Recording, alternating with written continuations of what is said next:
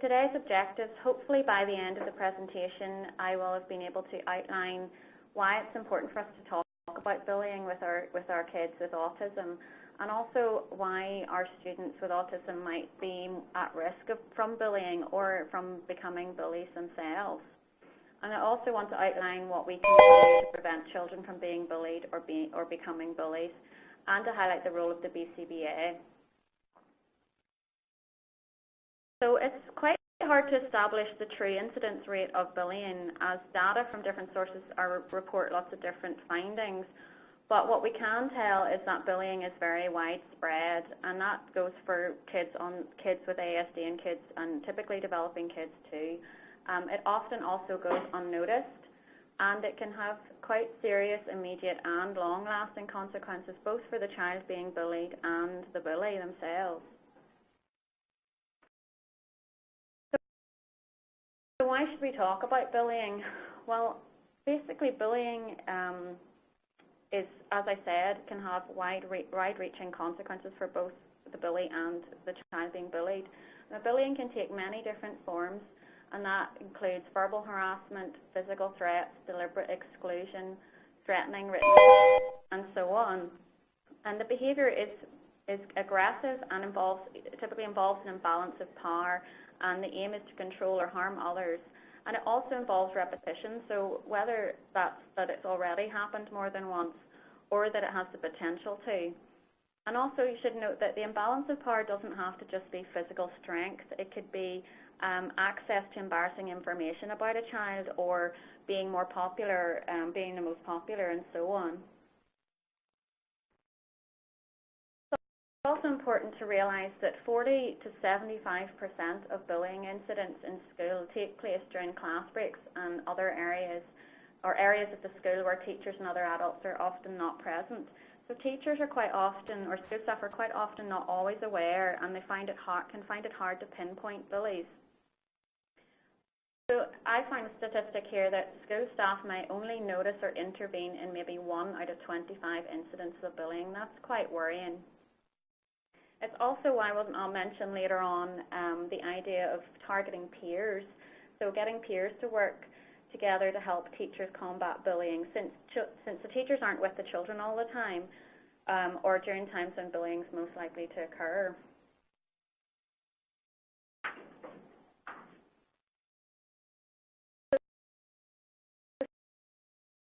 Students with autism spectrum disorders might be at greater risk from being bullied or bullying others.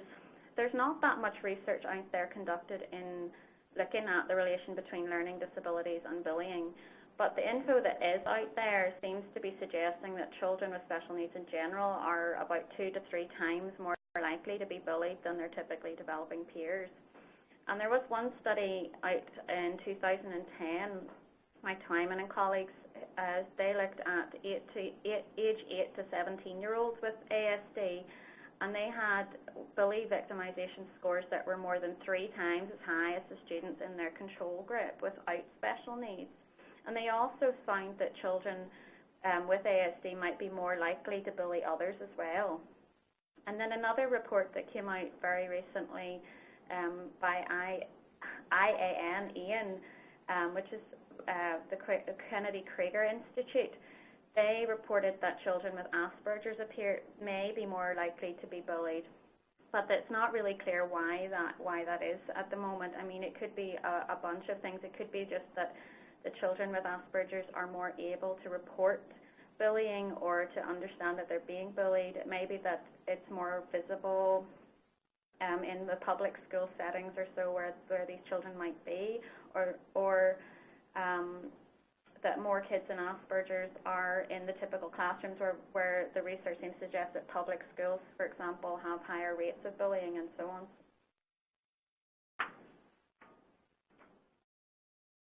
So as I said, children who are bullied can experience a wide range of both short-term and long-lasting issues, and that goes from physical symptoms, emotional, mental health issues, and educational problems. Oh, and I should mention as well, of course, that's not just the children who are bullied, but the children who are actually bullies themselves also potentially can have a lot of difficulties later on and immediately. So every school has to ensure a free and appropriate public education is available to all students with disabilities. And obviously bullying can pose a threat to students' learning and their ability to actually access their free and appropriate public education.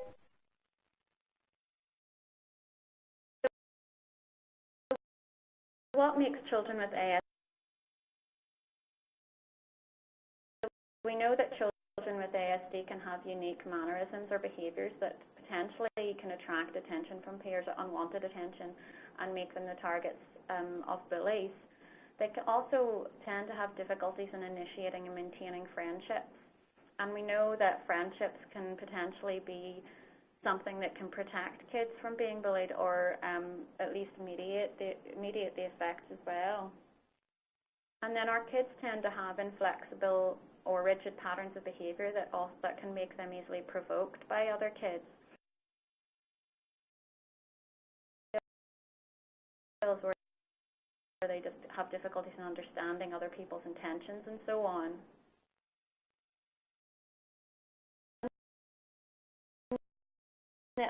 The Ian report highlighted a few common themes or behaviours and so on that seem to or be the target of bullies in kids with ASD, and those were things like clumsiness, inflexibility or rigidity, frequent meltdowns, poor hygiene, and perseverating on favourite topics when others are bored or annoyed.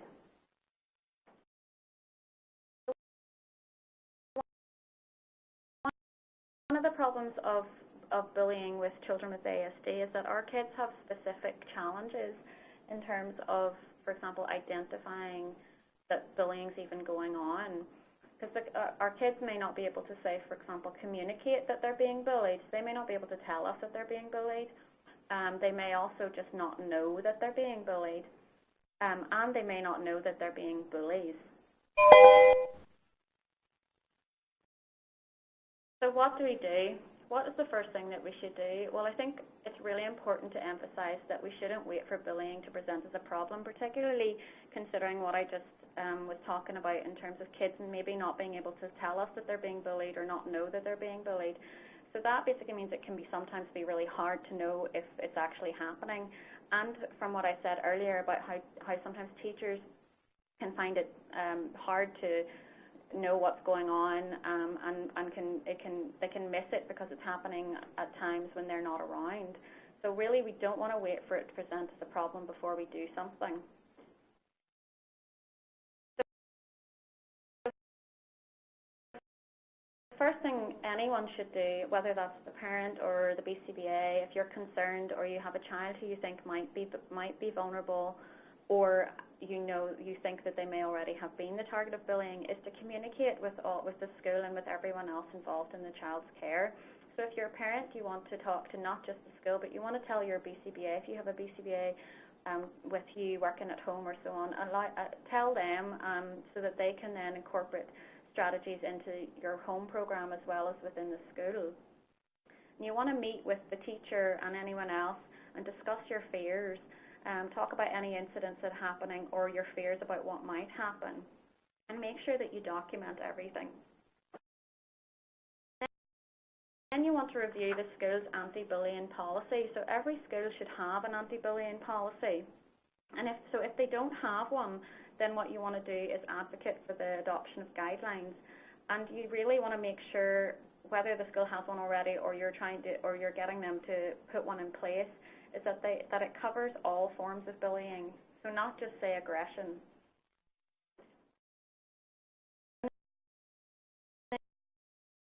And know your legal rights, because bullying based on a child's disability can be considered disability harassment, which is prohibited under, first of all, Section 504 of the Rehabilitation Act and Title II of the Americans with Disabilities Act. And the U.S. Department of Education, they define disability harassment as intimidation or abusive behaviour towards a student based on disability that creates a hostile environment by interfering with or denying a student's participation in or receipt of benefits, services or opportunity in the institution's programme. So obviously that involves learning in school and being being able to participate in all the school activities and so on. Remember that bullying can take many different forms, or harassment can take many different forms. It doesn't have to just be physical, it can be verbal and written and so on. And also bear in mind that harassment can occur in any location, and it doesn't just have to be in the classroom.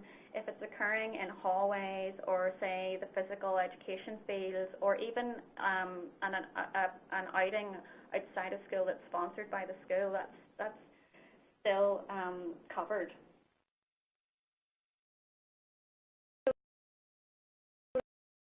Legally, the school district has to take reasonable and appropriate steps to end the bullying of the child, or they could be in violation of federal, state and local laws. And all staff have to investigate incidents promptly and respond appropriately. So if they don't take responsible and appropriate steps, then you're going to want to use some of the resources at the end of the presentation to figure out what to do next legally, because legally the school's not doing what they're supposed to do. And I believe that in California anyway, there was new legislation that I think just came into effect at the beginning of July, and I think it requires teachers to undergo training to handle this kind of situation, the bullying situation. And I think it also covers students, that students who are bullied can actually switch schools if the problem continues to persist. The next thing that's really important is whether you're worried about your child getting bullied or whether your child has already been the victim of bullying, is to make sure that you utilise their IEP. You can use that to include information about bullying and strategies to protect the child from bullying. And you're going to want to make sure that a variety of supports and accommodations for your child, as well as strategies, are incorporated into that report. I would also suggest that you make sure that some adult in the school is identified with whom the child can report to, or who the child can ask for assistance from, and also how the staff are going to document and report incidents.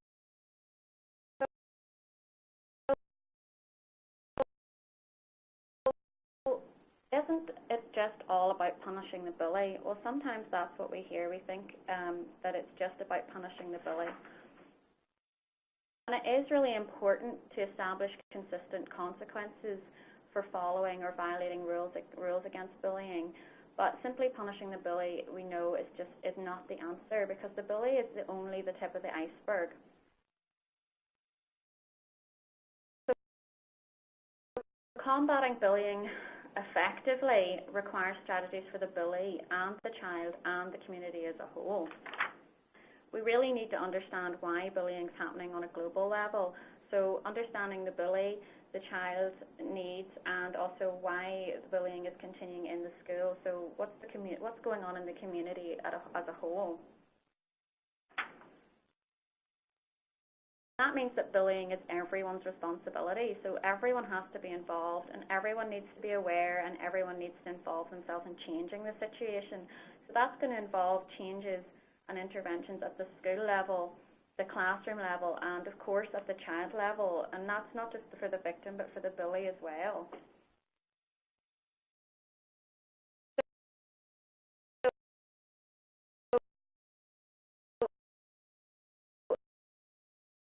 In order to address bullying at the global level overall, everyone needs to be educated. So that's the teachers, other school staff, the BCBAs, the parents, the peers, everyone involved. And then you need to create a safe and confidential ways to report bullying. So that's the child and the parent. So both the child and the parent need to feel like they can report bullying and they're not going to be ostracized in any way, or suffer any negative consequences or whatever, that they have somewhere they can go and report it and be heard. And then we want to improve vigilance by school staff and students. Like I said, school staff, it seems like school staff only intervene in maybe 1 out of 25 incidences of bullying. So we really want to make sure, say, introducing more shadowing of the child, or more supervision, higher levels of supervision, and then involving the peers is a really good strategy, like a buddy program where you have older children buddying up with the younger peers and helping to promote friendship and support that way. Or it could be a peer advocacy program where you're educating the peers, and then the peers are standing up for the children.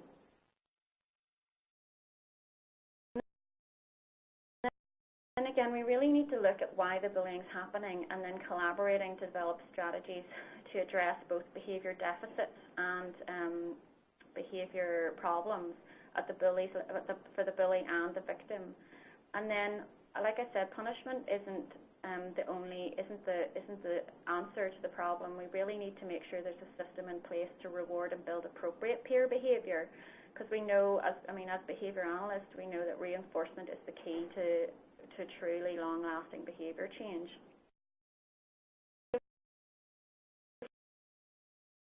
From that, as you can gather, there's no single approach to all situations. It's going to require a bunch of different changes, both at the skill level, at the individual level, and so on.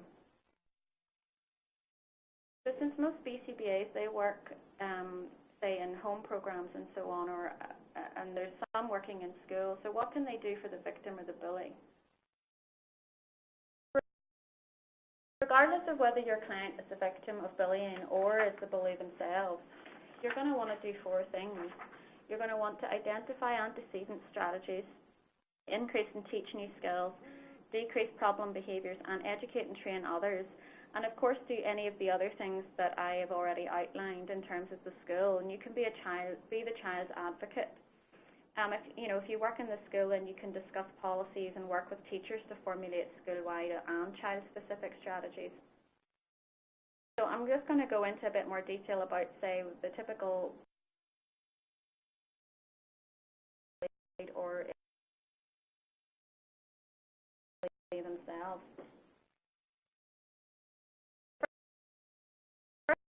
First of all, thinking about antecedent strategies. So that could be anything from, say, allowing children, trying to sort it with the teacher so that the child can sit nearer the teacher at the front, or that they can sit at a table with particular friends or with particular peers who are able to buddy up with them or be a child. Another thing you could do is, say, for example, is to allow children to leave early, or arrange for the child to leave class early to avoid incidents in the hallways. And then arranging for shadowing of the child, if that's possible. That could be accompanying the child to the bathroom, or shadowing them in the playground and so on. And then making sure that appropriate peer interactions are reinforced. So working with the school to ensure that that there's some kind of system in there to build good peer relationships. And then introducing a buddy or a peer advocacy system. So like I said, having the buddy system is simply usually just the older children buddying up or being like a mentor type thing to the younger kids, or the peer advocacy program. One of the successful peer advocacy programs is run by Pacer, and I'll give you at the end there's resources, and there's go to get more information from their site about that.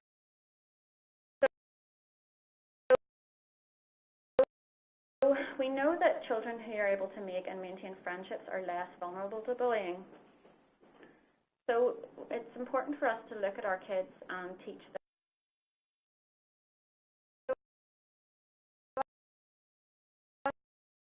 As a BCBA, what can I teach? Well, first of all,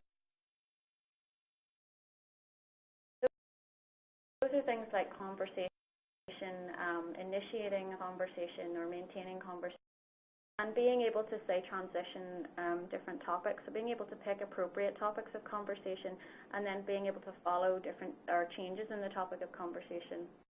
And then also things like being aware of who it is that they're talking to and the context that they're having a conversation. Modifying what they're talking about, or how they're talking, the language that they're using, and so on. And then helping our kids develop appropriate non-vocal social behaviours. So understanding people's body language and facial expressions. So like, for example, knowing when you're talking about something and somebody's really bored or clearly not interested or even irritated by what you're saying. And also, you know, obviously being able to use non-vocal behaviours yourself.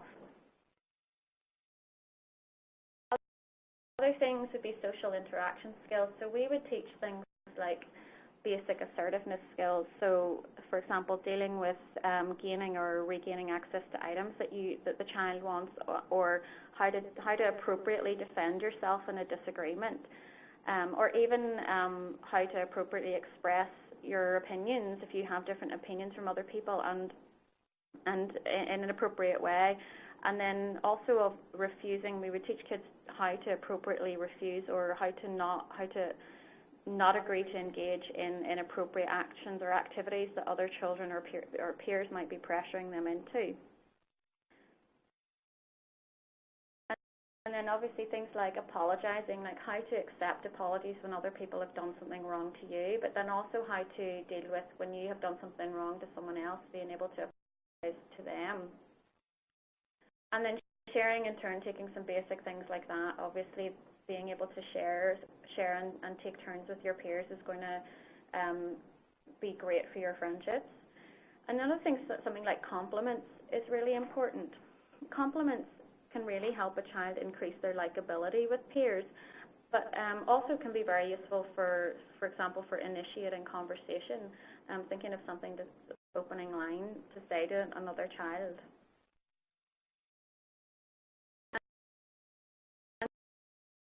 And then we would try and work on things like some kind of self-esteem skills. So that could involve, for example, dealing with conflict, like identifying when conflict is occurring, the cause of the conflict, and then figuring out what to do and how to resolve it appropriately. Winning and losing, for example, being able to tolerate when you've lost, or knowing what to say to someone when they lose, and then being a good winner and accepting when other people win. And then making positive self-statements. So we know that typically developing kids are often heard bragging about how great they are and showing off to their friends and so on. And so what we want to do is we want to teach our kids how to identify their own strengths and weaknesses in themselves, but also in others and so on. And we also want to think about teaching play skills and helping children build shared interests. So whenever we're teaching our kids games and activities or so on, we really want to look at what their peers are interested in. We don't want to just teach what we think they should be able to do or what they should play. We want to look at what their peers are interested in, so that when they go to school or when their peers come over to play, that their peers are going to want to come back and that they're going to be able to join in. So things like kids, like video games or football, or you call it soccer or football, might be really important. And then general knowledge. So giving kids, we would try and teach our kids general knowledge, popular culture stuff that their peers are all talking about and excited about, so that they have things that they can share and talk about with their friends.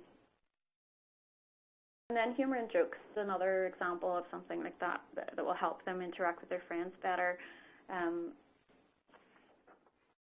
so on. So another area of skills, I mentioned earlier that kids who are inflexible can be targets for bullies, because it often means that they have meltdowns. And one of the studies that I was reading, parents were reporting that kids often deliberately would try and push the children's buttons to cause them to have a meltdown. So that's clearly an area that we might want to work on with our kids.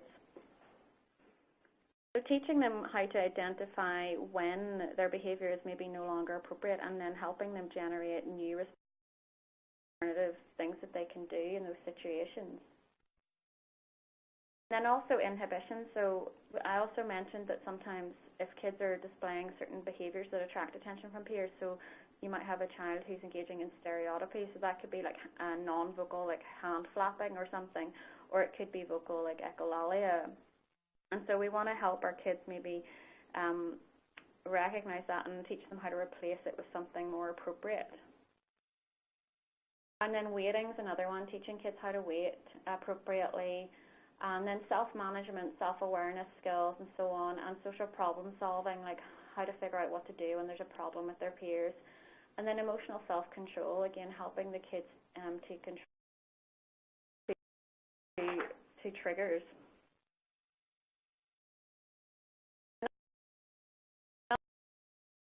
Another area, again, perspective taking. I mentioned earlier that kids can be targets of bullies because they just don't understand what another person's intentions are, for example, or maybe they start talking about something without regard to what the person already knows or what they're thinking or even what their preferences are. Maybe they're suggesting play activities that the peer clearly has no interest in, and so on. Here's one, detecting sarcasm. That's interesting. Often, like, our kids just won't understand when a kid's being sarcastic to them, and they can misinterpret it as them being genuine.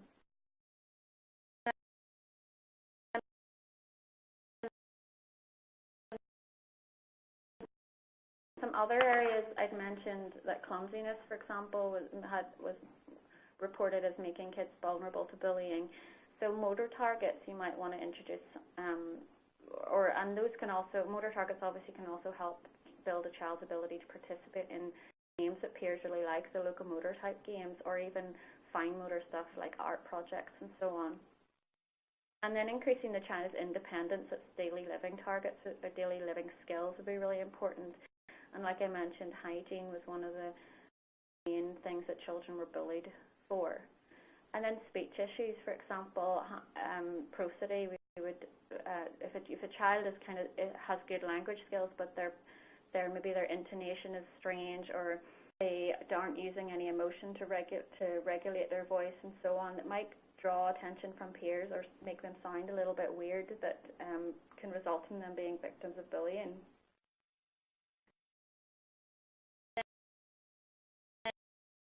And as well as building skills, you're going to want to address challenging behaviours, and that's both obviously if the child who is the victim of bullying, if they're being targeted bullying because they're engaged in stereotypy or challenging behaviour that's drawing it, or they're being picked on because of that, or the bullies engaging in challenging behaviour. As a BCBA, you're going to want to work with the teacher and pinpoint what those problem behaviours are. Obviously, carry out your functional assessment, figure out what the function of behaviour, why is the behaviour happening, and then formulate a BIP, or behaviour intervention plan. And you really need to make sure that your behaviour intervention plan is going to be to be integrated across the home and the school environments, and it's going to work for whoever's involved in implementing it. And then you want to make sure, obviously, that you teach appropriate alternatives to replace the problem behaviour and allow both the bully or the child who's being bullied to get what their needs ways. And then you want to make sure that you train and support family and school staff enough to be able to implement that IEP so that it's successful.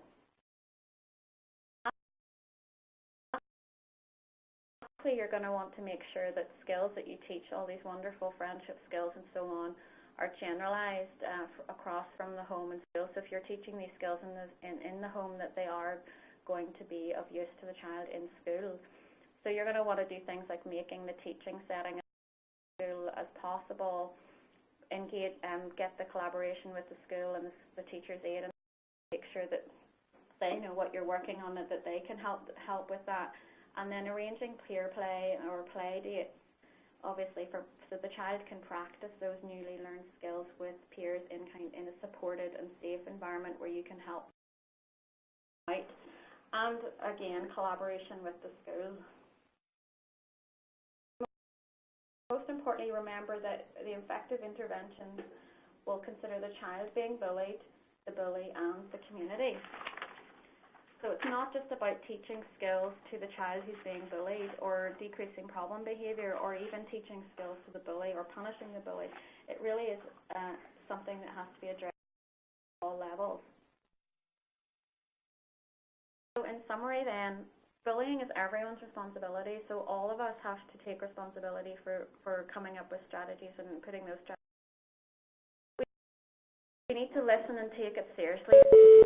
What we think, we need to listen to parents or teachers or whoever is reporting or concerned about bullying. We need to take it seriously, and we need, even if we don't know if the bullying is happening, we need to put in place strategies, for example, in the IEP or in the home program that you're teaching these people are going to help prevent bullying from happening. Again, there's no single approach for all situations. You're going to have to understand why the bullying is happening in that particular situation. With that particular child or particular children. And BCBAs really do have a lot of valuable knowledge and skills that can help prevent children with ASD from being bullied or becoming themselves. I mean, when I was first asked by a parent about bullying, as a BCBA, I just thought to myself, I don't know anything about bullying, I have no clue what to do. But when I began to delve into it a bit more, I realized that I do have a lot of skills as a BCBA, and I hope that anyone who's coming to this presentation from the point of thinking I know absolutely nothing about how to deal with bullying can go away thinking, actually I do know more than I thought I did, especially in terms of what you can teach your kids and helping them develop skills and so on that will make them less vulnerable. And then, of course, collaboration is the key. It's really, really important that everyone collaborates together to develop.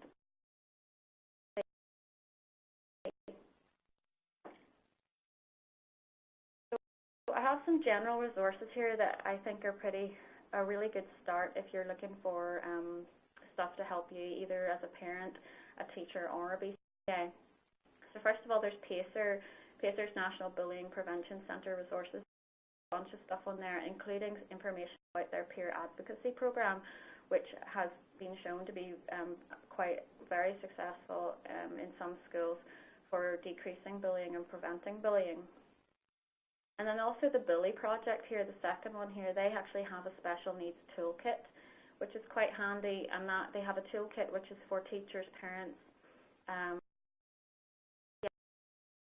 across the board, and maybe clinicians as well. I can't remember exactly, but within those toolkits they have things like sample letters that parents can send to schools, and what to do, things about IEPs and legal rights and so on. And then the AIN Community Research Report, that's the new report that came out on bullying in children with ASD. I think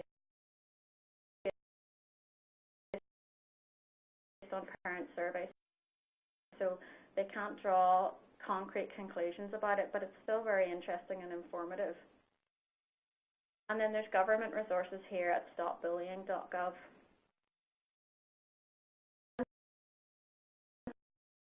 So if you're having difficulty with the school and the school are not able to deal with the bullying problem effectively, then legal resources here. If you think your child is